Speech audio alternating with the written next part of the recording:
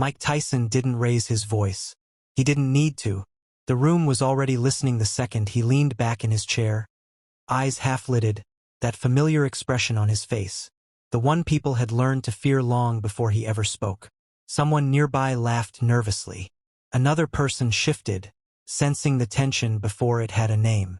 "So you're the movie tough guy now," Mike said, almost casually. "That's different from real strength." A few people chuckled. Not because it was funny, but because they didn't know what else to do. Dwayne Johnson stood there, relaxed, arms loose at his sides. No smile, no frown, just stillness. The kind that doesn't ask for attention but ends up owning it anyway. Mike continued, warming to his point. "I've seen guys like you before. Big, built, looks dangerous. But that's not fighting. That's performance." This time, the laughter faded faster.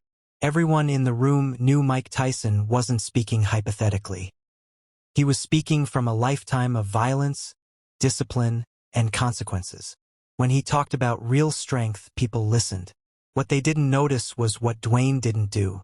He didn't interrupt. He didn't defend himself. He didn't correct Mike. That silence was the mistake, because Mike assumed it meant agreement, or insecurity, or respect. It meant calculation. Dwayne finally spoke, voice calm, almost conversational. "You're right," he said. "That isn't fighting." Mike raised an eyebrow, surprised. Dwayne took a step closer, not into Mike's space, but into the conversation. "But you're also wrong about one thing." The room leaned in. "You think I'm standing here trying to be you," Dwayne continued. "I'm not." Mike's expression changed, not anger, not yet. Curiosity. "I'm standing here because you think this is about proving something," Dwayne said. "And it isn't." A pause. Then Dwayne added quietly, "You underestimated why I'm here." That was the moment Mike Tyson realized something was off. This wasn't the reaction he expected, and the room felt it shift. Mike Tyson tilted his head, studying Dwayne like he was trying to find the angle everyone else missed. The room held its breath because they knew how this usually went. Mike challenged. The other man either folded or tried to match him with ego. Dwayne did neither. Mike smirked. "So why are you here then?" he asked. "To talk." Dwayne nodded once. "To make sure you don't leave thinking you proved something," he said. A couple people exchanged quick glances. That line landed sharper than it sounded. Not disrespectful, dangerous in a quieter way. Mike's smile tightened. "You think I'm wrong?" "I think you're looking at the wrong kind of strength," Dwayne replied. Mike leaned forward, elbows on his knees. "All right," he said. "Show me." The words were simple, but everyone heard the threat underneath. When Mike said "show me," he didn't mean a speech. He meant a moment. Someone near the back muttered, "Don't do this." Like the room could be talked down from physics. Dwayne didn't square up, didn't raise his hands. He just stepped to the side where there was open space, enough for movement, not enough for theatrics. "Not a fight," Dwayne said calmly. "A test." Mike stood, slow, loose, like a cat that didn't need to hurry. He rolled his shoulders once, eyes locked on Dwayne. "What kind of test?" Mike asked. Dwayne answered without drama. "Control," he said. 3 seconds. You do what you do. I'll do what I do. Then we stop." Mike laughed under his breath. 3 seconds is a long time," he said. "For you." That got a few nervous laughs. The kind people use to hide worry. Dwayne's expression didn't change. "That's the point," he said. Mike stepped closer. Not rushing, measuring. He lifted his hands halfway, enough to signal danger, not enough to commit. "You sure?" Mike asked, almost polite. Dwayne nodded.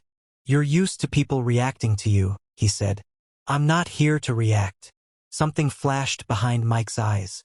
Not rage, interest. Like he'd just found a problem worth solving. "Okay," Mike said. "No big swing. Just one." He exhaled, light on his feet, and then his shoulder twitched, the smallest tell before violence. The room froze, and in the instant Mike moved, Dwayne moved too. Not away, in. Mike Tyson's movement was instinct. Decades of muscle memory compressed into a single shift of weight. His lead foot slid forward, his shoulder dipped, and his right hand started to come through. Not full power, not a knockout swing, but fast enough to remind everyone who he was. That was all it took. Dwayne didn't flinch. He didn't step back. Instead, he stepped diagonally forward, inside the line of attack, cutting the angle before Mike's punch could fully extend. One hand came up, not to block, but to redirect. The other pressed lightly against Mike's forearm, just enough to change the trajectory. No impact, no spectacle, just interruption. Mike's punch passed where Dwayne had been, not where he was now. In the same motion, Dwayne's shoulder closed the space, his body turning sideways, weight grounded. He didn't strike. He didn't grab. He simply took Mike's balance away for half a second. Half a second was enough. Mike's feet adjusted automatically. He recovered fast. Too fast for anyone else to notice the mistake. But Mike noticed. They stopped. 3 seconds. Exactly. The room exhaled all at once, like it had been holding its breath without realizing it. Someone whispered, "What just happened?" Mike took a step back, eyes fixed on Dwayne. His expression wasn't anger. It wasn't embarrassment. It was recalculation. "That wasn't luck," Mike said quietly. Dwayne shook his head. "No," he replied. "It was timing." Mike rolled his neck once, slow. "You didn't try to hit me." "I wasn't trying to win," Dwayne said. "I was trying to show you I don't panic." That landed harder than a punch. Mike studied him again, this time differently. Not as a movie star. Not as a big guy playing tough. As someone who understood space, pressure, control. "You're not pretending," Mike said. "No," Dwayne answered. "And you weren't wrong about fighting." A pause. "You were wrong about me." Mike looked around the room, then back at Dwayne. The smile that came this time wasn't mocking. It was respectful. "All right," Mike said. "Now I see why you didn't react." The room felt different now, because Mike Tyson wasn't dismissing him anymore. He was reassessing. The laughter didn't come back. That was the first sign everything had changed. Mike Tyson stayed where he was, hands relaxed now, no longer signaling danger. The room followed his lead instinctively. When Mike de-escalated, everyone else did too. "You know what most guys do when I move like that?" Mike asked, eyes still on Dwayne. Dwayne waited. "They freeze," Mike continued. "Or they swing back. Either way, they tell me who they are." Dwayne nodded slightly. "And neither option works long-term." Mike exhaled through his nose. "No," he said. "It doesn't." He circled once, slow, not threatening. More like thinking on his feet. "You didn't try to prove you could hurt me," Mike said.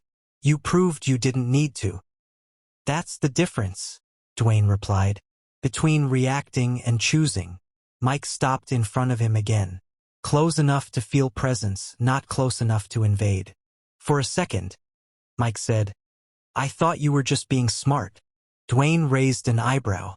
"But now," Mike continued, "I think you're being disciplined." That word mattered coming from Mike Tyson. Discipline wasn't something he handed out lightly. Around them, people were quiet in a different way now. Not tense. Curious. They were watching two men who had nothing left to prove figure out where they stood relative to each other. "You know," Mike said, half smiling, "if you tried to swing back, I'd have flattened you." Dwayne smiled faintly. "I know. And if I'd gone harder?" Mike pressed. "Then I'd have moved sooner," Dwayne said. "Same outcome. Less room." Mike laughed once, short, sharp, genuine. "Damn," he said. "That's cold." "No," Dwayne corrected. "That's calm." The word hung there. Calm. Mike nodded slowly. "That's what threw me," he admitted. "I thought you were quiet because you didn't belong in this conversation." Dwayne met his eyes. "I was quiet because I did." For a moment, Mike Tyson looked at him the way he used to look at fighters who survived the first round. Not impressed. Interested. And that interest carried weight. Mike Tyson crossed his arms, a habit from long ago, from nights when he waited for someone to make the wrong move. The room stayed quiet, But it wasn't awkward anymore. It was attentive. Everyone understood they were past the moment of tension and inside the moment of meaning. "You know why I said what I said earlier?" Mike asked, finally breaking the silence. Dwayne didn't answer right away. He gave Mike the space to continue. "Because I've spent my whole life watching people play tough," Mike said. "Big bodies, loud voices, confidence that disappears the second pressure shows up." A few heads in the room nodded unconsciously. "I thought you were another version of that," Mike admitted. "Another guy who looks dangerous until reality checks him." Dwayne breathed in slowly. "That's fair," he said. "You've earned the right to think that." Mike studied him again, searching for ego. He didn't find it. "So why didn't you?" Mike asked. "Why didn't you try to show me something flashy?" Dwayne answered calmly. "Because this wasn't about you believing in me," he said. "It was about you not dismissing the truth." Mike raised an eyebrow. "And what truth is that?" "That strength isn't always about what you can do," Dwayne replied. "Sometimes it's about what you don't need to do anymore." The sentence landed heavier than anyone expected. Mike looked away for a second, jaw tightening. When he looked back, the edge in his voice was gone. "Most people don't realize that until they lose something," he said. "You figured it out without losing yourself." Dwayne shrugged lightly. "I lost enough earlier in my life." That was the moment Mike nodded, not out of politeness but recognition. "All right," Mike said quietly. "I underestimated you." The room felt it, not as a concession, as a conclusion. And for Mike Tyson, that mattered more than any apology. Mike didn't offer a handshake right away. He didn't need the gesture. The shift had already happened in his eyes. The look of a man who'd stopped judging and started measuring. Around them, the room loosened, like tension had been a coat everyone could finally take off. "People think I'm only violence," Mike said, voice low. "But I'm not proud of the moments I couldn't control." Dwayne nodded once. No speech, no pity, just respect. Mike glanced at the floor, then back up. "When you stepped in, you didn't challenge me," he said. "You gave me a choice. Swing harder, or think." "That's all I wanted," Dwayne replied. "Thinking lasts longer than fear." A producer near the wall cleared his throat, about to talk. Mike lifted a finger without looking. The producer stopped. The room obeyed Mike automatically, then realized it had obeyed Dwayne's calm the same way. Mike smiled at that. "That's power," he said. "Not the kind you throw, the kind you carry." Dwayne finally extended his hand. Not as a victory lap, more like closing a chapter. Mike took it. Firm grip. Two men acknowledging a boundary that had been drawn without insults. "You ever train?" Mike asked. "I train every day," Dwayne said. Mike's eyes narrowed. "Then don't waste it," he replied. "Train for the day things don't go the way you planned." Dwayne held the gaze. "I already do." Mike released his hand and stepped back. "Good," he said. "Because the next time someone underestimates you, it won't be a room like this." As Mike walked out, the people left behind didn't rush to speak. They stayed quiet, processing the rarest thing in any industry. An alpha moment that ended with growth instead of damage. Dwayne waited until the door clicked shut, then turned to the crowd. "Don't repeat the quote," he said. "Repeat the lesson." No one argued. They nodded, because they'd felt the difference between intimidation and composure, and they couldn't unfeel it. Now, the story that spread later wasn't accurate. It never is. People said Mike Tyson backed down. Others claimed Dwayne Johnson won some kind of unspoken contest. A few exaggerated it into something physical that never happened. The internet did what it always does, flatten nuance into sides. But the people who were actually there remembered something else. They remembered how the air changed after Mike left. Not lighter, sharper, like everyone suddenly realized they'd just witnessed a rule being rewritten. A woman near the window finally spoke. "That wasn't about fighting," she said, more to herself than anyone else. Dwayne nodded. "It never is," he replied. Someone else asked the question everyone was thinking. "Were you nervous?" Dwayne paused. Not for effect. For honesty.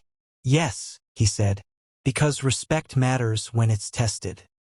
And tests don't announce themselves. That answer stuck. It wasn't heroic. It wasn't polished. It was human. Later that night, alone, Dwayne replayed the moment in his head. Not Mike's movement. Not the room's reaction.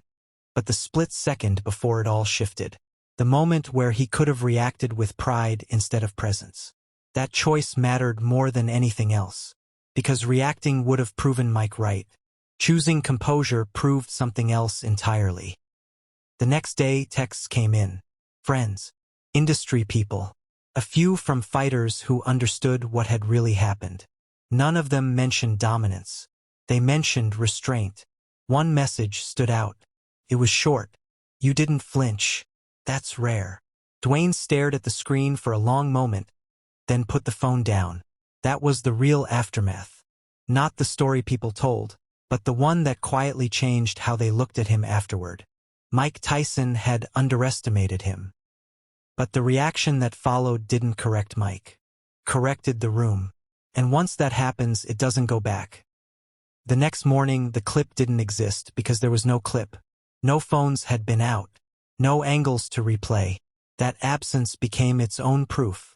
People talked anyway, piecing the moment together from fragments, each version slightly different, each one missing the point. Inside the gym where Dwayne trained, nothing changed. Same routine. Same sweat. Same discipline. But the faces did. Trainers watched a beat longer. Partners measured distance differently. The air held a new calibration. Like everyone had updated their internal map without being told to. Dwayne noticed it during sparring drills. The way people waited. The way they didn't rush him into exchanges. Respect without ceremony. He didn't acknowledge it. Acknowledging it would make it smaller. Across town, Mike Tyson replayed the moment too, but from another angle. He wasn't thinking about the movement. He was thinking about the decision not to move. About the restraint that arrived before fear. He knew how rare that was. He'd spent years paying for the opposite. Later, Mike mentioned it to someone who'd known him a long time. He didn't try to show me anything, Mike said. He showed me he didn't need to. The person laughed. So that's the dangerous kind, Mike replied. The kind that doesn't advertise. Back in the industry, meetings shifted tone. Names were mentioned differently. When Dwayne's came up, there was a pause, not hesitation, consideration. People weighed consequences they hadn't weighed before. Not because he'd threatened anyone. Because he'd set a standard. That's how recalculation spreads. Not through noise, but through pattern recognition. One moment becomes a reference. The reference becomes behavior. By the end of the week, the story had settled into something quieter and truer. Not a confrontation. Correction. A reminder that presence beats posture. And calm can interrupt violence without ever raising its voice. And that kind of lesson travels far, especially among people who thought they'd already learned everything. Reputation usually changes slowly. Years. Projects. Public wins stacked carefully on top of each other. This one didn't. It updated the way software does. Quietly, overnight, without asking permission. Dwayne felt it in small places. A call that used to come with explanations now came with a single sentence. A meeting that once started with positioning now started with decisions. People didn't flatter him. They didn't test him either. They adjusted. That adjustment mattered more than praise. One afternoon, a veteran trainer pulled Dwayne aside after a session. A man who'd worked with fighters, actors, athletes. Men who needed to believe they were dangerous. I heard about the Tyson thing, he said. Dwayne didn't react. The trainer continued. Most guys either puff up or disappear after something like that. What did I do? Dwayne asked. The trainer thought for a moment. You let it pass through you, he said. That's not common. Across the country, Mike Tyson was dealing with his own version of recalibration. Interviews came and went. Questions circled around his past, his temper, his reputation. Someone tried to bait him. So what happened with Dwayne Johnson? They asked, half smiling. Mike didn't bite. "He's solid," Mike said simply. The interviewer blinked. "Solid how?" Mike shrugged. "In ways that don't show up on camera." That answer ended the segment faster than any controversy would have. Among fighters, that comment carried weight. They knew what Mike meant. They'd felt that kind of presence before, the kind that doesn't escalate because it doesn't need to. Back in Los Angeles, Dwayne sat alone one evening, thinking not about the moment itself, but about how easily it could have gone wrong. One reaction, one ego-driven step, one need to prove something. He realized then that strength wasn't about avoiding conflict. It was about choosing which conflicts deserved you. And that choice, made in seconds, had quietly rewritten how two worlds saw him. Not louder, clearer. Weeks later, the moment stopped being discussed openly. That's how Dwayne knew it had settled properly. In Hollywood, real shifts don't stay loud. They sink in. They become assumption. People stop referencing the event and start behaving as if it was always obvious. That's what happened here. No one asked Dwayne about Mike Tyson anymore. They didn't need to. The question had already been answered in a way that didn't invite follow-ups. Not because it was dramatic, but because it was final. Dwayne understood something important in that silence. He hadn't earned respect by standing his ground. He'd earned it by not turning the moment into a performance. That distinction mattered, because if he had reacted differently, if he had pushed back with ego, with bravado, with something to prove, the story would have burned hot and died fast. Another headline, another rumor, another temporary spike of attention. Instead, it cooled into something permanent. Mike Tyson had underestimated him, yes, but more importantly, Mike had recognized him. And recognition from someone who understands violence is never casual. Months later, they crossed paths again briefly. No cameras, no tension, just a nod. A look that said we know what that was. Nothing else needed to be said. For Dwayne, that was the real ending. Not vindication, not dominance. Alignment. The understanding that strength doesn't announce itself anymore once you've lived long enough to carry it properly. People would keep arguing online. They always do. Who would win? Who's tougher? Who's real? But the men involved had already moved past that question.